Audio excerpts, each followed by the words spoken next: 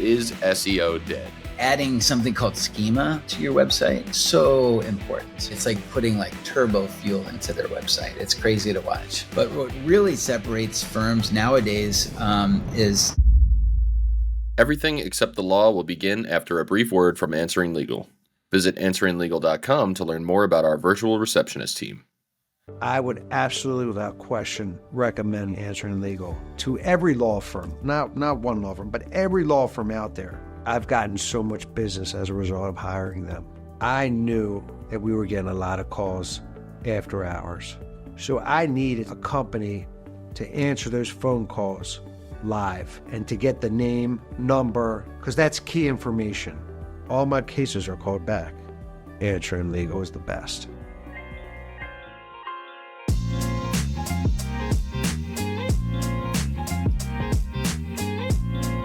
Hey everyone, welcome to a special live episode of Answering Legal's Everything Except the Law podcast.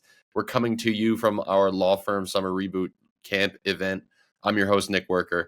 If this is your first time tuning in, this is the podcast where we share expert advice on all the parts of running a law firm that attorneys weren't exactly trained for back in law school. Now, for a live episode, we need a really terrific guest who is really confident that the live cameras are rolling. And we have just that for you today.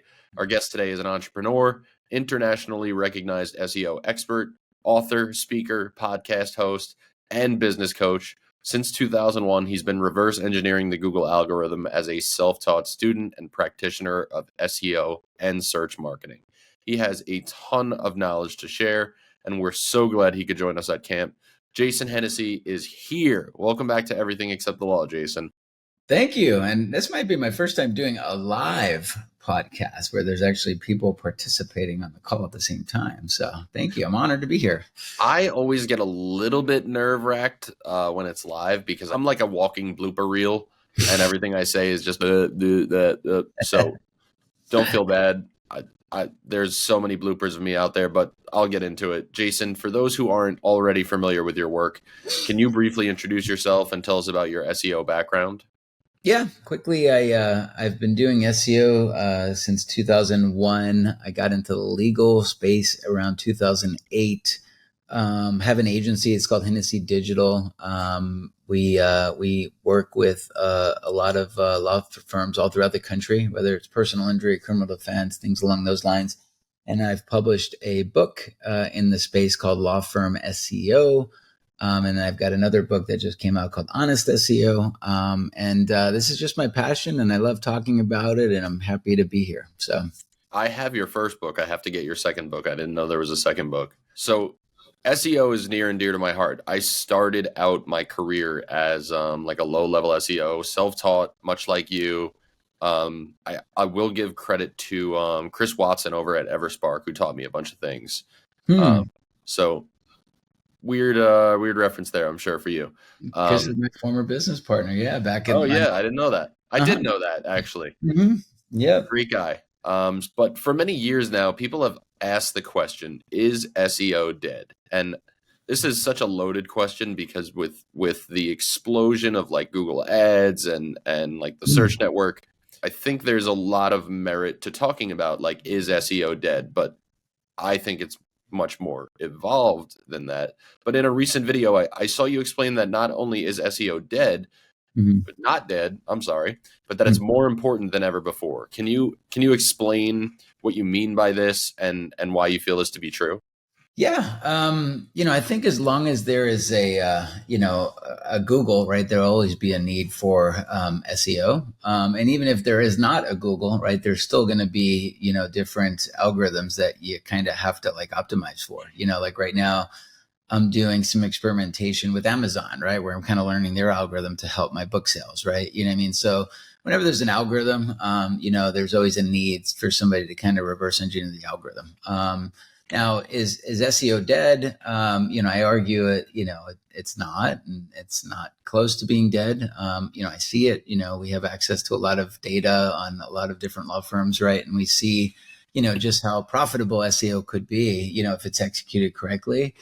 Now should you be just doing SEO? Absolutely not. I think you should be experimenting with multiple channels of marketing, social, paid social to pay-per-click, and if you can kind of dial those in and get the economics profitable, by all means, continue to leverage that, right? Because there's different places, whether it's local service ads, right, where you're paying Google for phone calls, pay-per-click, the local ads, right? If you have an office in a specific location, and then SEO, right? You should kind of be everywhere. But the one thing about SEO is that that's the one where you make an investment today, right? And then for years and years and years and years, you'll continue to generate return on investment from the investment that you make today. And that grows and compounds over time as you're publishing more and more content on your site.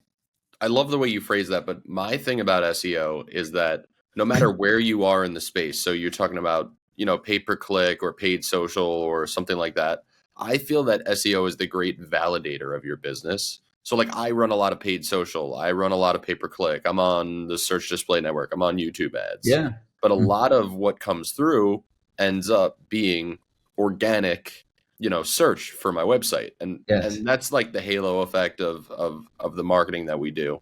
The last attribution, right? So that's the same thing. Like people are doing billboard ads and, billboards, like real billboards in cities, and they're doing radio and TV, right? But what happens is people go and Google the brand name, they find the website, and the attribution gets credited in some cases to SEO, right?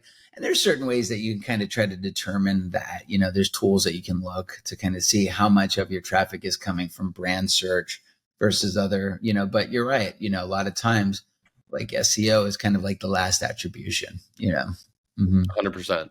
So I know you've made it a goal in recent years to help get attorneys educated on SEO. You've already written a book. Can you tell us why you feel it's so important that lawyers aren't ignorant towards SEO? I think if you're going to be investing money into anything, right, whether it's the stock market or marketing for your business, I think you should familiarize yourself a little bit with how it all works, right? Otherwise, you don't know if you're losing money, if you're making money, right? You don't kind of understand the syntax of it. So, I just got so sick and tired of everybody kind of telling, spreading the word that, all SEO people are bad people, right? Like we have a pretty bad stigma attached to our industry. And it's just because there's so many people that whether or not they intentionally take advantage of people because they don't understand it, or they just lack the competence, right? Sometimes it's not intentional. They just don't have the competence to actually execute the right strategy. But a lot of times, people invest thousands and thousands of dollars in SEO and they don't ever get any result or return from it. And so I just got sick of that. And I got sick of people just taking advantage of other people. And so I just wanted to basically set the record straight. And that's what basically prompted me to write a book, so that I could take 20 years of what I do and just pack it into a book, so that if you read it, whether or not you hire my agency, you do it for yourself, you hire a different agency, at least now you're educated and empowered to make the best decision, right, for your firm. So much so that I actually give away my book for free, where I even cover the cost of shipping and handling, right? That's how I'm committed I am to educating like our industry. We probably spend $10,000, $15,000 a month just sending books to lawyers, right? We probably send 500 plus books a month to lawyers. And that's my gift to anybody that's listening or, live or in the future, is if you want a free copy of my book, Law Firm SEO, no cost to you at all. Like I'll be happy to mail that to you. We'll put my details in the end of this call, but yeah, for sure. Absolutely. The link to that will be included in the description if you're watching this on the recast too, or if you want to just get in touch with Jason, we'll cover all of that. But one SEO concept I've seen you talk about and that I'd love to get into with you today is topical authority. So Can you explain to our audience what topical authority is and why lawyers in particular should be familiar with this concept? So topical authority, I think the best case study of looking at topical authority is like a site like Wikipedia, right? They're kind of like a subject matter expert on everything, right? But if you do a search for something like baseball, right, you're probably going to see MLB ranking number 1, you might see Wikipedia ranking number 2 or 3 for the word baseball, right? Why does Wikipedia rank 2 or 3? Well, it's because they're a subject matter expert with a lot of topical authority on that subject, right? So like you look at that page, it's a very detailed page that talks about the history of baseball. There's little blue links, right, that say, pitcher, catcher, right? Home run, right? And then it takes you to another page that's very detailed about what a home run is, what a pitcher is, the history of a pitcher, right? And then there's like citations at the bottom of the page, right? And the page is constantly getting updated as things change within that particular field, right? And so that's no different than what you're trying to do in your industry, whether you're a personal injury lawyer, criminal defense lawyer, whatever like area of practice you are, you want to basically become the subject matter expert in your field. And so how do you do that? By kind of creating that kind of Wikipedia feel to your website, right? A lot of times most lawyers, they just focus more on the transactional pages. It's like, I need a slip and fall lawyer page, right? I need a car accident lawyer page, right? But what about all the other informational, like what to do, if you're in a car accident, right? All the FAQs that can kind of tie in, that you can link to each other. One of our clients, we actually built out a whole glossary. So every time we reference something that's kind of like a legalese word, we link to our glossary page, right? Boy, and that site is probably one of the strongest websites in the country in terms of like law firm SEO. So anyway, just kind of sharing what topical authority is and why most people should be paying close attention to that. So you convinced me of this the last time we had an argument about whether or not a glossary was a good thing, because I used to have a glossary on my site, but it was very poorly done, and even very poorly done because I was just getting my my bearings in SEO. Yeah. The glossary pages themselves ranked for a lot of terms, like what is an answering service, or because people were trying to get educated. And one of the things that I did early in my career is people had never heard of just an answering service for lawyers, or like a boutique virtual receptionist that does legal intake. So we had to define a lot of that stuff, which was like kind of creating your own SEO in a way, Sure. Which was sort of strange. But I want to talk about this because I think generative AI is just obviously going to pervade its way into all of our conversations this year and in the coming months.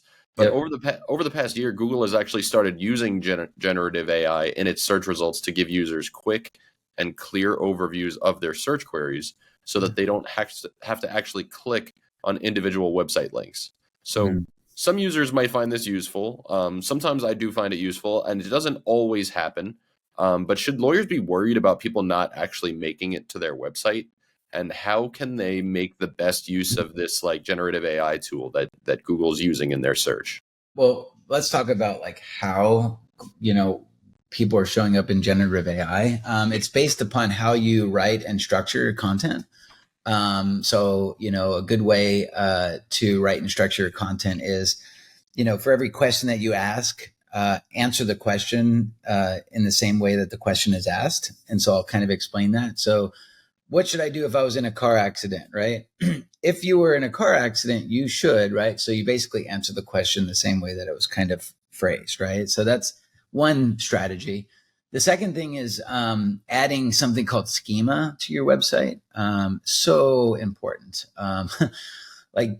Schema is actually becoming almost more important than the content that you publish on the website, right? So there's content that you publish on your website, which is called HTML, right? And that's the stuff that the user sees. And then in the background, there's something called schema. And schema markup is the language that search engines use to try to understand what this content is, right? So a good example of that is if you do a search for blueberry pancake recipe, right? And then you basically like see there, like Google will display like 4 boxes and it show different blueberry pancakes.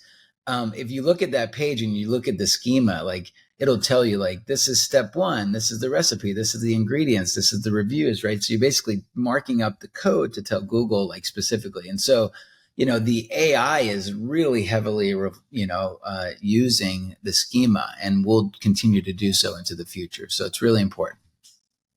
So another thing that Google is doing these days is highlighting content in their search results that may provide an answer to questions that users have. Can you talk about this a little further? Is this more again entwined with like schema markup, and how can lawyers use this to their advantage? Correct. So that's very like the same thing, right? So answering the question the same way, right? Making it short.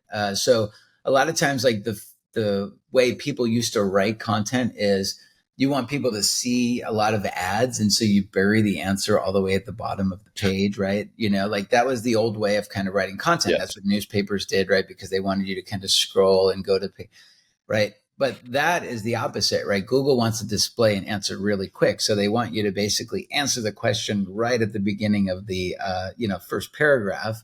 And then again, putting in something called FAQ schema so that it shows up.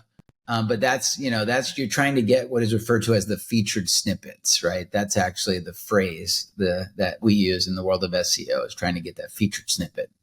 So I actually have a very selfish question. Mm-hmm. Because I spent a lot of time doing SEO. I spent probably the first 5 years of my career just being in SEO before I ended up taking over a marketing department, and now I'm much more focused on like the business development side of things. But how important is site link structure as it pertains to your website, and like how can lawyers focus on this overall architecture of their website and lay it out in a way that makes it more like crawlable? Because if you ask me, one of the things that I neglected early on was this site link structure. I would create landing pages, like you said, like slip and fall lawyer, right? I had a page for virtual receptionists because I wanted people to visit virtual receptionists. And then I would write a ton of blog posts and just link back to virtual receptionists. Yeah. When really what I didn't do was create sort of a user flow or like a funnel to get people to that page and help them continue on this buyer's journey of educating themselves. So can you talk a little bit more about site link structure and how that works? Yeah, I think this is probably like the biggest thing that you can control to get better rankings on Google, or the biggest thing that you can really mess up to kill an SEO strategy, right? That's how critical this is. I see it all too often, right? I think the first mistake that, most people make is that they're operating without a strategy. What do I mean by that, right? You come on a blog post like this, or you come on a podcast like this, you listen, you're like, oh, Jason said that we need to be writing a lot of content, right? So what do? You go out and you hire a blog writer, and they're writing 10 blog posts a month. Nobody's understanding what they're writing about. They're just kind of writing whatever, they're linking to whatever, right? So they might link the word car accident to some blog post. They might link, right? And so what happens is like, because there's no consistency, like you're really confusing Google, right? You might be writing content that cannibalizes this page, right? So you have a page that's optimized for Atlanta personal injury lawyer, but then you write another FAQ that's optimized for Atlanta personal injury lawyer. Next thing you know, your rankings like slip because you've got this page now, and then this is linking to anyway. It's a nightmare. It's a mess. And so the right way to kind of do this is to operate with a strategy, right? And they call it like the hub and the spoke. Like if you think of like a bicycle, I guess, right? Or tire hub, and then all the spokes. So the hub is like your money page, right? And then you have all the spokes. So that's all the different FAQs and content that could basically, talk about or relevant to your money page. And then every time you reference, Atlanta car accident lawyer, right? You link back to your money page, link back to your money page, link back to your money page, link. And that's how you basically start to dominate search, right? And so in some cases, it's not even about optimizing pages. In some cases, you publish content, and that page is, for whatever reason, like Google wants to rank that for Atlanta car accident lawyer. Now you have to go in and de-optimize that page to optimize your other page a little bit better, right? So it really gets complicated, right? That's more advanced SEO, but it can get very complicated. So talking about links, having links on other websites point back to your website has always been critical to SEO success, called backlinks. Are there any tips that you have for law firms on how they should go about securing backlinks in 2024? Because this is one of those things. If you've ever gotten an email like, hey, I'll pay you $500 if you let me write a blog post on your website, and really what they're going for is a backlink. But what's a better way that lawyers can go about getting these links back to their site? I think, first of all, link building is probably 50% of the whole equation. If you're looking at an SEO pie, right? 50%. It's like, wow, that the whole algorithm is built upon like domain rating, right? And passing page rank. And so, link building, there's multiple strategies for link building. The first thing is studying, your competitors and reverse engineering their strategies, right? There's a reason why, the top 3 websites are ranking, in those top 3 positions in your market. And that's because of like the popularity of their website, right? And so with the right tools, you can go in and reverse engineer their strategy. So if they've got a link from the Better Business Bureau, we'll go get a link from the Better Business Bureau. If they got a link from Avo, we should probably get a link from Avo. If they've got a link from yellowpages.com, we should probably get that, right? So you're basically going in and you're building like these directories and these foundational links and some guest blog posts. But what really separates firms nowadays is something that we're doing at Hennessey Digital. We built out this whole new team, and it's called digital PR. And so digital PR is where we're basically putting together like studies, right? So we go and we look at NHTSA and we'll do a full study about, the states in which, have the highest fatality rate when the person was on their phone when they crashed their vehicle, right? And so we pull out all this data and we know that, Michigan ranks number 1 and New York ranks number 2 and California's number 3, right? And then what we do is we actually have the data and then we go out and we find journalists in Michigan and journalists in California, right? And then we basically put together like email lists and we actually reach out to the journalist and then we build connections and then we say, you can use our data. And then they take that data and they run stories. In some cases, they actually run news segments, right? And then from there, now they're actually building links that your competitors could never clone, right? Because it's based around like data, right? And so we've got some clients that are doing like 3 of those every single month, right? Like 3 different campaigns every month. And boy, it's like putting like turbo fuel into their website. It's crazy to watch. It used to be the Harrow, help a reporter out, used to be like the way to do that. Yeah. I haven't found much success doing that, but I can tell you that whenever I do a case study and reach out, it ends up some news source sharing it because, and I want you to speak to this a little bit more, but some links are just worth more than other links. Mm-hmm. So can you talk about focusing your link strategy on getting more powerful links and what that means to get more like a better backlink than maybe say like a smaller link? I guess every single web page, right, has something called PageRank, right? And that's what the Google algorithm was built upon, right? Their whole thesis was built around PageRank. And so a site like, I don't know, CNN, if CNN runs a story about personal injury, right? And they reference a quote from a personal injury lawyer and they link back, right? So now you have a website that has like a page rank of, let's just say, a 9 or 10, or a domain rating of a 90, right? That's a different tool. And that's basically now has a page that the content is relevant about personal injury lawyers, and then they link back to you. So now you're getting both the relevance signal as well as the popularity signal coming into your website. And so that link, that one link alone, could be the equivalent of, somebody going out and buying 100 different guest blog post links pointing back to their website, right? So, not every link is equal, right? And that's why this strategy of the digital PR is really like, sending sites to the moon. That's why I wanted to ask you about that, is so that our audience could understand that it's not the number of links necessarily, it's the quality of the links that you're getting. Correct. I do want to switch focus here because we haven't talked a lot about content. Yep. I'm curious what your thoughts on this, because this is brand new.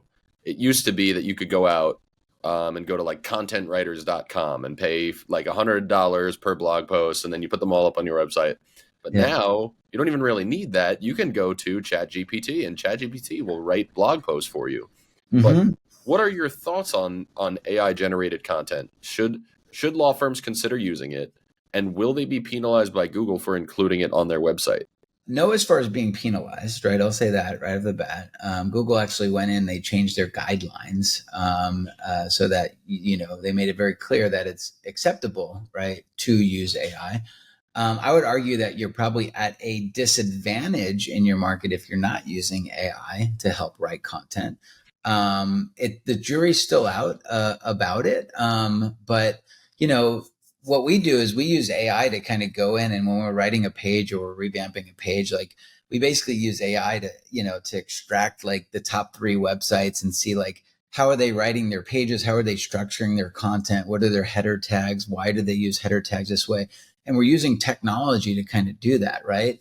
And will we use like a ChatGPT? I think ChatGPT serves its purpose. You can't just, anybody that just kind of takes a prompt and says, here, write me an article about a slip and fall in Chicago. Like that's never going to work, right? Because like, there's tools out there that can kind of detect, that, certain words are, used more in like services like ChatGPT. But, you kind of have to kind of continue to refine the prompt and and then from there, over time, like, and then you have to have a human editor kind of edit it. But yes, you can use like ChatGPT to help, write content. Just don't use it to like write a full page and publish it on your website. Got it. So we're getting a little deep into this conversation. And the lawyers who have made it to this point of the conversation are probably looking to do a little bit more than the average attorney when it comes to SEO. Yeah. So do you have any SEO tips that might be considered a little more advanced for the law firms really looking to get a leg up on the competition? So I would say, when it comes to advanced SEO, I would say, there's something called barnacle SEO. That's probably a word that most that got to this point never heard of. Barnacle SEO is where you leverage other sites that are already ranking on the first page of Google for a term that's important to you. So if the keyword might be Chicago car accident lawyer, go do a Google search, right? And maybe you're ranking in position 2, and that's great, right?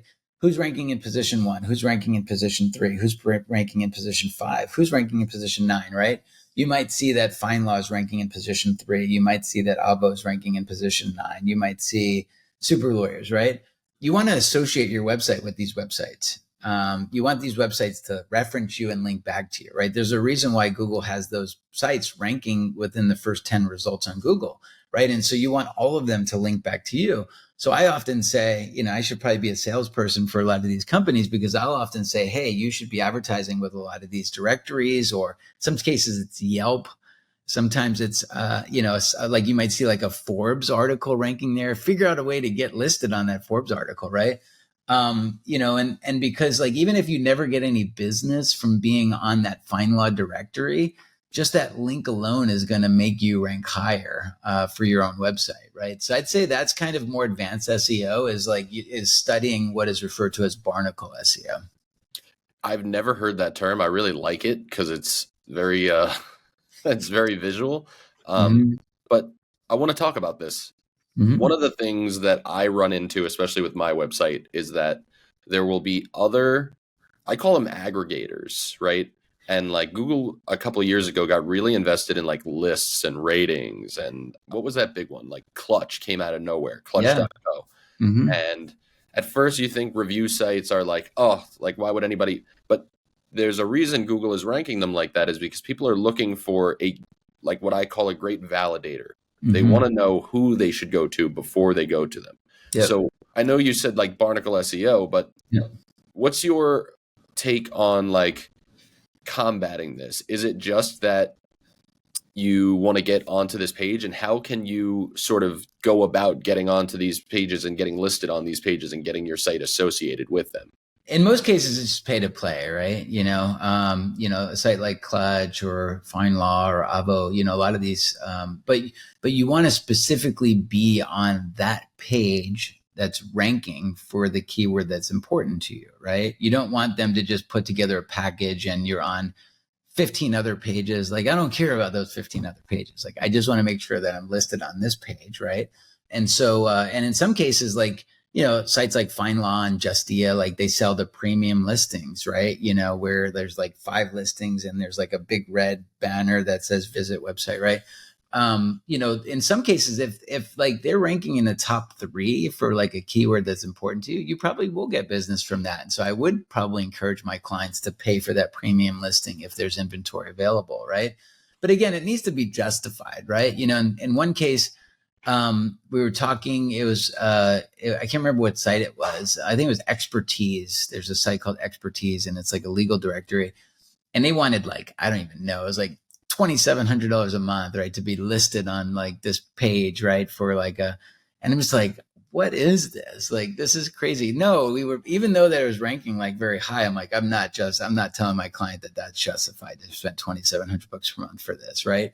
We ended up having a conversation with them, and next thing you know, we were able to negotiate it down to like 300 for just the link on the page. But, sometimes when a lawyer raises their hand, they just think, I got it, right? They want my services and they want to give them this big banner or whatever it was. I'm just like, no, that's not what we want. We just want a link on the page. So I haven't had as long an SEO career as you. I'm only going back about 10 years. But how do you expect the world of SEO to evolve over the next few years? And is there anything law firms can do to start preparing for how SEO is evolving? Just be conscious of the fact that you want your domain authority of your website to constantly be growing, right? There's a tool called Ahrefs, which is probably a tool I recommend everybody listening have a subscription to that. It's probably like $100 a month. But that will allow you to see, the different websites that are linking back to you. It'll show you your domain rating of your website. And the goal is for your domain rating to go from a 12 to a 70, right, at some point. And you do that by getting other websites to link back to you. So always be thinking in terms of like SEO, like what can I do to make my website stand out so other people link back to us, right? So that's the first thing. And the second thing is schema, right? If you don't know what that is, if that is a new word to you, if you work with an agency, go back to them, text them right now. What is this schema stuff? And is it important, right? And it is. Like if you Google my name, like Jason Hennessey, like you'll see like a knowledge panel that shows up, and Google knows me as an SEO professional. It knows that I write for Forbes. It knows that I write for Entrepreneur. It knows that I write for Rolling Stone. The reason why it knows all of that, because on my website, I basically instruct Google that I am Jason Hennessey. I write for Rolling Stone magazine. I write for this, right? I'm telling Google through schema that this is who I am. This is my birthday. This is where I live. This is right. And then this way, this is the same thing with like Wikipedia, right? It's all using schema. So what different types of schema are there that lawyers should be looking out for on their site? Schema can get can get basic as like, what is your organization details? Like, what is the name of your business? What is your address? What is your phone number? There's FAQ schema. There's video schema. If you just go to schema.org, there's so many different, there's legal schema. So you can talk about law firms, but then it goes way deeper than that, right? So like you can basically say, hey, I'm Jason Hennessey. I went to college at UNLV. And then you can build schema so that you can say, UNLV is the same as, and then you basically like reference the UNLV website in the schema to say, right, it can get really, really deep. So I'm out of questions, but if any lawyers listening to this want to connect with you further, how can they do so? So I publish a lot of video content that's really short, snackable pieces of advice on Instagram. I'd say that's probably where you'll get the most value. And I post every single day, like short 2-3 minute videos. So at Jason Hennessey on Instagram. LinkedIn is a little bit more longer form content. We'll kind of post stuff like that.